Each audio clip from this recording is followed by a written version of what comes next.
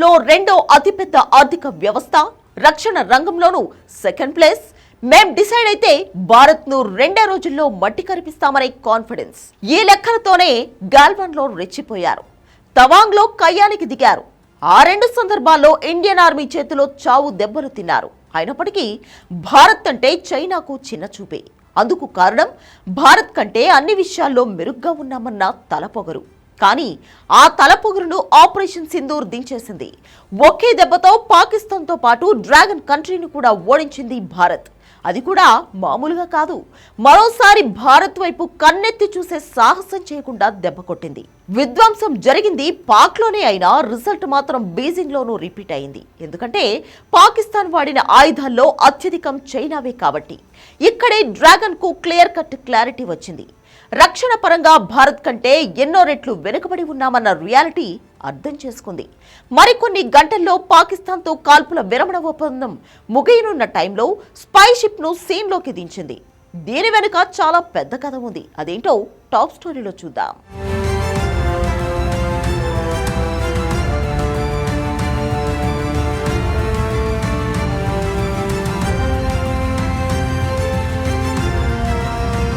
డా యంగ్ యీ హవో Indian ocean లోకి ఎంట్రీ ఇచ్చిన డ్రాగన్ స్పై షిప్ ఇదే. భారత జలాలకు సమీపంలో ఈ నిఘా నౌకను గుర్తించారు. ఇది పాక్ చైనా బంధాన్ని మరోసారి బయటపెట్టిందని కేంద్ర ప్రభుత్వ వర్గాలు భావిస్తున్నాయి. డ్రాగన్ నిఘా నౌక ఇండియన్ నేవీ కదలికలను, జలాంతర్గాముల సమాచారాన్ని సేకరించే అవకాశాలు ఉన్నట్లు భావిస్తున్నారు. ఐఎన్ఎస్ విక్రాంత్ సహా భారత యుద్ధ నౌకల కదలికలను పసిగట్టేందుకు ఈ నౌకలోని సెన్సార్లు ఉపయోగపడతాయని పేర్కొంటున్నారు. నౌకలోని అత్యాధునిక సెన్సార్లు ఐఎన్ఎస్ విక్రాంత్ తో పాటు భారత యుద్ధ నౌకలు ఎక్కడికి వెళ్తున్నాయనేది గుర్తించే అవకాశాలు ఉన్నాయని తెలుస్తోంది. అందులోని అత్యాధునిక హైడ్రోగ్రాఫిక్ పరికరాల సహాయంతో భారత కదలికలను, నిఘా సామర్థ్యాన్ని, రెస్పాన్స్ స్పీడ్, సబ్మరైన్ల జాడను చైనా పసిగట్టే అవకాశాలు ఉన్నాయని నిపుణులు తీవ్ర హెచ్చరికలు చేస్తున్నారు. నిజానికి చైనా నిఘా నౌకలు హిందూ మహాసముద్రంలోకి రావడం ఇది తొలిసారి కాదు. 2024లో యువాన్ వాంగ్ 6 వంటి నౌకల్ని చైనా ఆ ప్రాంతంలోకి తరలించింది. కానీ ఇప్పుడు రావడం వెనుక పెద్ద కుట్రలే ఉన్నాయన్న అనుమానాలు పెరుగుతున్నాయి. ఎందుకంటే భారత్ పాకిస్తాన్ మధ్య కాల్పుల విరమణ ఒప్పందం మరికొన్ని గంటల్లో ముగియబోతుంది.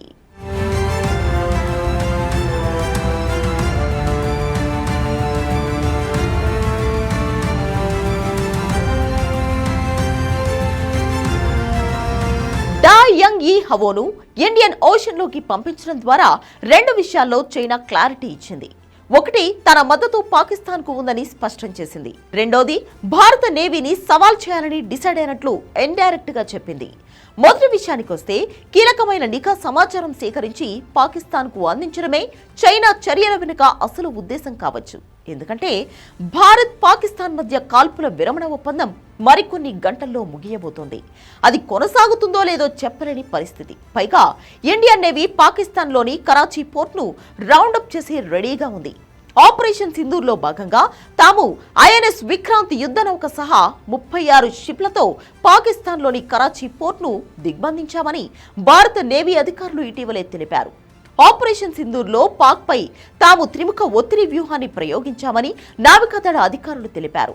కరాచీ పోర్టు లక్ష్యంగా మోహరించిన 36 ఫ్రంట్ లైన్ నావికాదళాల్లో బ్రహ్మోస్ క్షిపణులతో కూడిన 7 డిస్ట్రాయర్లు, medium range surface to air క్షిపణులు, వరుణాస్త్ర హెవీ వెయిట్ టార్పెడోలు ఉన్నాయని చెప్పారు. వీటిలో కొత్తగా ప్రవేశపెట్టిన ఐఎన్ఎస్ తుషిల్ తో సహా 7 స్టెల్త్ గైడెడ్ క్షిపణి యుద్ధ నౌకలు సైతం ఉన్నట్లు తెలిపారు.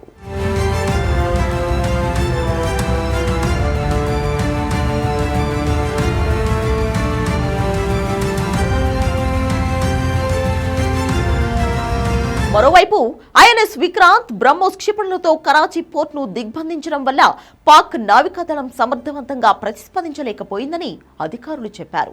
కేవలం పోర్టుకే పరిమితం కావాల్సి వచ్చిందన్నారు. ఈ ఉద్రిక్త పరిస్థితుల వేళ అంతర్జాతీయ వాణిజ్య నౌకలు తమ దారిని మళ్లించుకున్నాయని తెలిపారు. ఈ మొత్తం ఎపిసోడ్లో భారత నేవీ సన్నద్ధతను చూసే పాకిస్తాన్ కాళ్లబేరానికి వచ్చింది. పాకిస్తాన్ డీజీఎంఓ హాట్ లైన్ లో భారత డీజీఎంఓతో మాట్లాడి కాల్పుల విరమణ ప్రతిపాదన చేశారు. అందుకు భారత్ అంగీకరించింది. మరికొన్ని గంటల్లో కాల్పుల విరమణ ఒప్పందం ముగియనుండటంతో కరాచీ పోర్టు లక్ష్యంగా భారత్ యాక్షన్లోకి దిగాలని డిసైడ్ అయితే ఆ వివరాలను పాకిస్తాన్ కు అందించడమే లక్ష్యంగా చైనా నిఘా నౌకను రంగంలోకి దించిందన్న విశ్లేషణలు కూడా వినిపిస్తున్నాయి. ఎందుకంటే పాకిస్తాన్ ను కాపాడుకోవడం చైనాకి కూడా అత్యవసరం.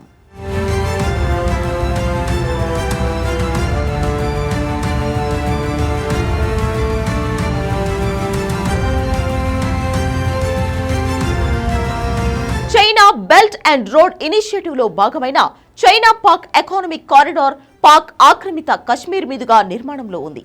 ఈ ప్రాజెక్టుపై భారత్ తీవ్ర అభ్యంతరాలు వ్యక్తం చేస్తోంది. ఇది భారత సార్వభౌమత్వాన్ని ఉల్లంఘిస్తుందని భావిస్తోంది. సిపిఇసి విజయవంతంగా అమలు కావాలంటే పాకిస్తాన్లో రాజకీయ స్థిరత్వం, ఆర్థిక బలం అవసరం. ఇది చైనాకు కీలకం.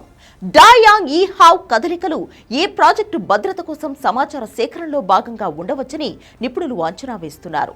ఈ నౌక సేకరించిన సమాచారం పాకిస్తాన్లోని జివాని, గ్వాదర్ లేదా జిబౌటి వంటి ప్రాంతాల్లో చైనా నిర్మించాలనుకుంటున్న సైనిక లాజిస్టిక్స్ బేస్ కు ఉపయోగపడవచ్చు. అయితే చైనా వ్యూహాలు వర్కౌట్ అయ్యే అవకాశం లేదు. ఎందుకంటే ఆపరేషన్ సింధూర్ తర్వాత భారత్ నౌకాదళం అరేబియా సముద్రం, హిందూ మహాసముద్రంలో అత్యంత అప్రమత్తంగా ఉంది. చైనా నిఘా నౌక తోక జాడిస్తే నిమిషాల్లోనే దాని అంతు చూడడం ఖాయం. ఇదే సమయంలో ఇండియన్ నేవీ రహస్యాలను కనిపెట్టడం కూడా డ్రాగన్ నిఘా నౌక వల్ల కాదు. చైనా నిఘా నౌకల్లోనే టాప్ లో ఉండే Yuan Wang 6, Xiang Yang Hong 03 వంటి నౌకలు కూడా ఆ పని చేయలేక చేతులెత్తేశాయి. సో చైనా డమ్మీ ఆయుధాల్లాగానే డ్రాగన్ స్పై షిప్స్ కూడా డమ్మీల్లా మిగలడం ఖాయం. ఈ మొత్తం ఎపిసోడ్లో అసలు సిసలు ఆట పాక్తో కాల్పుల విరమణ ఒప్పందం ముగిసిన తర్వాతే మొదలవుతుంది.